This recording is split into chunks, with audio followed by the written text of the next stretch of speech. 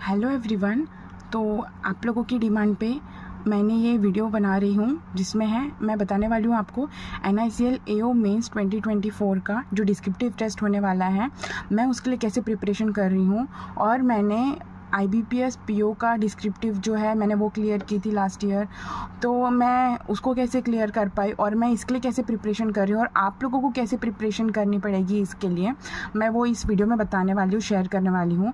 पहले तो आप लोगों को ये पता होना चाहिए कि जो आपका जो मेंस का पेपर होने वाला है जो 250 मार्क्स का होगा, वो क्लियर जब आप करोगे, इंग्लिश, रीजनिंग, कॉन्ट और बाकी जो कंप्यूटर और GA है, अगर आप वो सेक्शनल क्वालिफाई करते हो और ओवरऑल भी क्वालिफाई करते हो, तभी जाकर के आपका डिस्क्रिप्टिव का पेपर चेक किया जाएगा। जैसे IBPS PO में किया जाता है कि जब आपके बाकी वो क्लियर होते हैं, वो कट ऑफ क्लियर होता है, तभी ये आपका क्लियर होगा। और एक बात यहाँ पे ध्यान रखने की ये है कि ये जो डिस्क्रिप्टिव है, भले यहाँ पे आप लोग देख सकते हैं कि 10 30 मार्क्स का है, तो ये जो 30 मार्क्स है ये उस 250 में ऐड नहीं होंगे।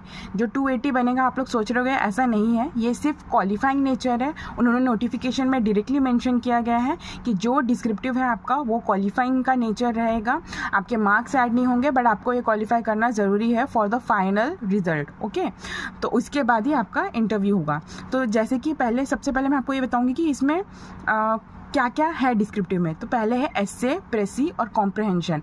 मैंने कई साइट्स में देखा है कि लोगों ने गलत वीडियोस अपलोड किए हैं कि एसे और लेटर है। तो मैं ये मेंशन करना चाहूँगी, जो एसे और लेटर है आपका होता है, बट वो IBPS और बाकी एग्जाम्स में होता है। NICL में दो चीज़ उन्होंने एक्स्ट्रा डाले हैं और लेटर को हटा दिया गया है। ये प्रेसी है और ये कॉम्प्रहेंशन है। 10 मार्क्स का है, ओवरऑल 30 मिनट्स है। उन्होंने वहाँ पे कहीं पे भी मेंशन नहीं किया गया है कि सेक्शनल टाइमिंग है या ओवरऑल टाइमिंग है। जैसे कि बाकी एग्ज़ाम्स में ओवरऑल टाइमिंग ही दिया जाता है और आपको उसमें ही लेटर को और ऐसे लिखना पड़ता है। तो मेरे हिसाब से ये जो 30 मिनट्स है ये आपका ओवरऑल टाइमिंग है, यहाँ पे सेक्शनल टाइमिंग नहीं होगा, मुझे तो यही लगता है पर्सनली। और उसके बाद आपको मैं ये बताऊंगी कि ये जो तीनों चीज़ें, इसके लिए आपको कैसे प्रिपरेशन करना है। ऐसे का तो काफ़ी लोगों को पता ही होगा, बट प्रेसी और कॉम्प्रहेंशन क्योंकि न्यू है, तो सबसे पहले हम शुरू करेंगे ऐसे से। यहाँ पे देख सकते हैं सबसे पहले ऐसे जो कि 10 मार्क्स का है। अभी यहाँ पे उन्होंने वर्ड लिमिट भी नहीं बताया है, बट मैंने इसको अंदाज़ा इसलिए लगा पाई हूँ क्योंकि जैसे कि 15 मार्क्स का आता है IBPS PO में, वहाँ पे आपको 150 से 250 वर्ड्स लिखना पड़ता है। तो मैंने अपने लॉजिक के हिसाब से सोची कि अगर 10 मार्क्स का दिया गया है तो 100 to 150 वर्ड्स लिखना पड़ेगा। वहाँ पे आपको वर्ड्स लिमिट जो है मेंशन कर दी जाएगी एग्जाम के टाइम पे, और वहाँ पे दिया भी जाएगा कि वर्ड्स लिमिट कितना आपका वर्ड लिखना हुआ है करके, वो सब आपको उस विंडो में प्रेजेंट रहता है। उस चीज़ का टेंशन मत लीजिए। तो इस हिसाब से अगर आपका 30 वर्ड्स पर मिनट है तो आप काफ़ी एक अच्छा ऐसे लिख सकते हैं। अभी आप सोचोगे कि मैम आप तो बता रहे हो कि 30 वर्ड्स पर मिनट है करके, पर इसमें ये तो काफ़ी जल्दी हो जाएगा, बट जो 10 मिनट्स है आपको उसमें सिर्फ लिखना थोड़ी है, आपको एनालाइज भी करना है, आपको चेक भी करना है कि आपका ऐसे करेक्ट है नहीं। उसके लिए आपको स्पीड बढ़ा के ही रखनी पड़ेगी। मैं 10 मिनट्स हर एक सेक्शन का आपका पकड़ के चल रही हूँ उसी हिसाब से। तो सबसे पहले क्या पॉइंट्स आपको ध्यान में रखने चाहिए वो है यहाँ पे। फर्स्ट है right the main highlighted points. जो भी आपको टॉपिक्स रहेंगे, सबसे पहले आप टॉपिक एक सही चूज़ करिएगा, क्योंकि आपके पास टाइमिंग नहीं होगा कि आप टॉपिक्स को स्विच कर सकें। तो एक ही टॉपिक लेना जो आपको पता हो, जिसके बारे में आपको नॉलेज हो, और पहले आप एनालाइज करो कि आपका क्या क्या पॉइंट्स है, आपको क्या क्या उस चीज़ के बारे में पता है। एक पेज में रफ में आप साइड में लिख लो। उसके बाद सेकेंड में आपको ये ध्यान रखना है कि आप सोचोगे कि कोई बोलता है कि यार मैं अच्छा इंग्लिश यूज़ करूँगा, ज़्यादा हाई वोकैबुलरी यूज़ करूँगा तो मुझे अच्छे मार्क्स मिलेंगे।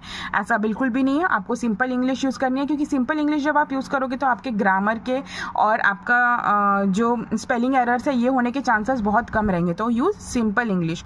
उसके बाद है इलेबोरेट द पॉइंट्स। जो पॉइंट्स आपने जो यहाँ पे साइड में रफ शीट में लिखे होंगे ना, उसी को आपको इलेबोरेट करना है। इससे क्या होगा कि आप हड़बड़ी में नहीं रहोगे, आपका एक प्रॉपर स्ट्रक्चर बनेगा, उसका प्रॉपर वे में आप लिख सकते हो। तो आपको इलेबोरेट करना है वो पॉइंट्स को, मेन पॉइंट्स को।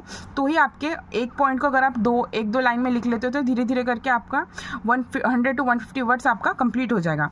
फोर्थ है आपका maintain the flow of the content. आपको जो टॉपिक बताया जा रहा है आपको उसी पे लिखना है। ऐसा नहीं होना चाहिए कि आपको कुछ कंटेंट नहीं मिल रहा है तो आप कुछ अलग ही फ्लो में चले जा रहे हो, कोई दूसरा पॉइंट ऐड कर ले रहे हो बीच में, क्या पता चलेगा किसी को।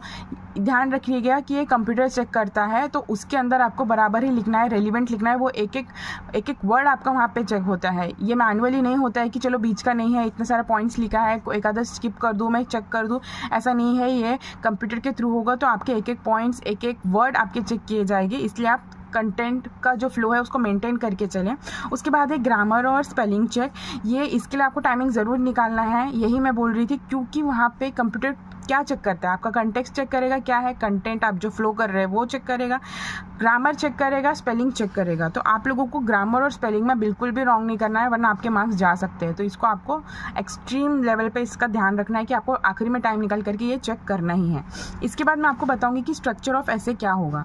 जो स्ट्रक्चर ऑफ एसे है, सबसे पहले आपको क्या लिखना है, तो जैसे कि पहले आपको हेडिंग जो टॉप में आपको लिखना पड़ेगा फर्स्ट पैराग्राफ में कि जो भी आपका टॉपिक है उसका डेफिनेशन और डिटेल मीनिंग लिखना है आपको विद एग्जांपल, ताकि एक बेसिक समझे कि हम जिस चीज़ के बारे में पढ़ने जा रहे हैं, जो एक प्रॉपर ऐसे का रहता कि आखिर टॉपिक क्या है, आखिर वो समझना इंपॉर्टेंट है, तभी सामने वाला पर्सन आगे का ऐसे पढ़ता है। तो आपको पहले डेफिनेशन बताना है, उसके बाद उसका क्या इम्पैक्ट हो सकता है हमारे लाइफ में। फॉर एग्जांपल मैं आपको बताती हूँ, जो सबसे रिसेंट अभी चल रहा है टॉपिक बोल सकते हैं, रिन्यूएबल एनर्जी, क्लाइमेट चेंज। इस पे काफ़ी गवर्नमेंट, पूरा वर्ल्ड इस पे फोकस कर रहा है, ना कि इंडियन गवर्नमेंट, सारे वर्ल्ड की गवर्नमेंट इस पे, UN, यूनाइटेड नेशन सब इस पे फोकस कर रहे हैं। तो उसका इम्पैक्ट क्या हो रहा है हमारे लाइफ पे, वो हमें कैसे अफेक्ट कर रहा है, अच्छे वे के थ्रू या नेगेटिव वे के थ्रू, तो आपको इसका इम्पैक्ट लिखना है। उसके बाद उसके एडवांटेजेस क्या हो सकते हैं, कोई भी टॉपिक के, नॉट नेसेसरी में क्लाइमेट के हिसाब से बता रहे, क्लाइमेट चेंज, कोई भी टॉपिक आप ले सकते हो, उसके प्रोस, एडवांटेजेस, कॉन्स, डिसएडवांटेजेस जो भी है आप वहाँ पे मेंशन कीजिए। एक ये मैं बता रही हूँ, एक पैराग्राफ में आप मेंशन कर सकते हैं, ताकि आपके पास एक प्रॉपर स्ट्रक्चर आपका बनेगा। और फाइनली आपको कंक्लूजन लिखना है। कंक्लूजन, या फिर अगर कंक्लूजन नहीं बनता है उसका, तो उसके बारे में आप सजेशन दे सकते हो कि ऐसा करेंगे तो ऐसा इम्पैक्ट होगा, वैसा करेंगे तो वैसा इम्पैक्ट होगा। कंक्लूजन और सजेशन आपको न्यूट्रल रखना है, ना कि आप उसके फेवर में बोल रहे हो, ना कि आप उसके अगेंस्ट में बोल रहे हो। आपको ये दोनों को साथ में लेकर के एक प्रॉपर न्यूट्रल कंक्लूजन आपको तैयार करना है। तो इस तरह से आप ऐसे प्रिपेयर कर सकते हो अपना। इसके बाद मैं अब आप लोगों को बताऊंगी कि प्रेसी राइटिंग के बारे में। सबसे पहले तो काफ़ी लोगों को पता नहीं होगा कि व्हाट इज़ प्रेसी राइटिंग, तो हम देखते हैं कि व्हाट इज़ प्रेसी राइटिंग। तो यहाँ पे दिया गया है, it is an exercise of compression that is summary writing. कोई भी चीज़ को अगर हम कॉम्प्रेस करते हैं, इलेबोरेट नहीं, कॉम्प्रेस कोई भी चीज़ों को, तो उसको कहते हैं प्रेसी राइटिंग।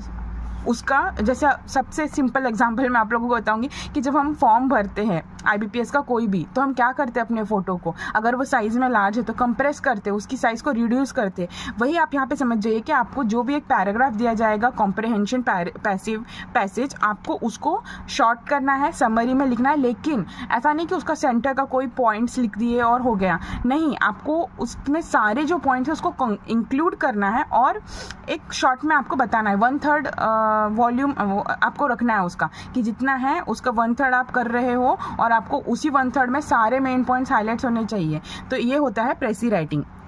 सबसे पहले मैं इसका आपको बताऊंगी कि क्राइटेरिया क्या है, रूल्स क्या होना चाहिए प्रेसी राइटिंग की। सबसे पहले आपको जो भी कॉम्प्रहेंशन है उसको अच्छे से केयरफुली रीड करना है।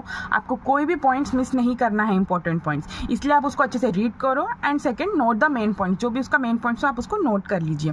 उसके बाद यहाँ पर भी आपको ध्यान रखना है कि आपको सिंपल लैंग्वेज यूज़ करना है और कॉम्प्रहेंशन की लैंग्वेज आपको नहीं यूज़ करना है, आपको खुद की लैंग्वेज यूज़ करना है। क्योंकि अगर आप वही वर्ड्स, वही लैंग्वेज यूज़ करोगे तो आपको मार्क्स नहीं मिलेंगे। आपको 3 से 4 लाइन की चीज़ को एक लाइन में कन्वर्ट करना है, उनके मेन पॉइंट्स। हाँ, आप ये यूज़ कर सकते हो कि उसमें जो फैक्ट्स, नंबर्स गिवन है आप वो यूज़ करो डाटा, बट उसको आप अपने लैंग्वेज में आप उसको रख रहे हो। किसी सामने वाले पर्सन को समझाते हैं ना हम कि कोई इंसिडेंट हुआ है और हम हमारे किसी फ्रेंड को समझाने वाले, तो हम उसको पूरा डिटेल में नहीं बताते कि लाइक एक स्टेप, हम उनको शॉर्ट एंड क्रिस्प में बताएंगे, लेकिन सारी चीज़ें कवर करके। वैसे आपको यहाँ पे भी करना है। उसके बाद use past tense and indirect form. हम एक थर्ड पर्सन के through, written in third person, next point ही है, मतलब हम किसी और को समझाने वाले, उस तरह से हमको बताना है कि हाँ वहाँ पे ये प्रोसीजर, ये हुआ था, नेक्स्ट स्टेप ये हुआ था, वो स्टेप हुआ था।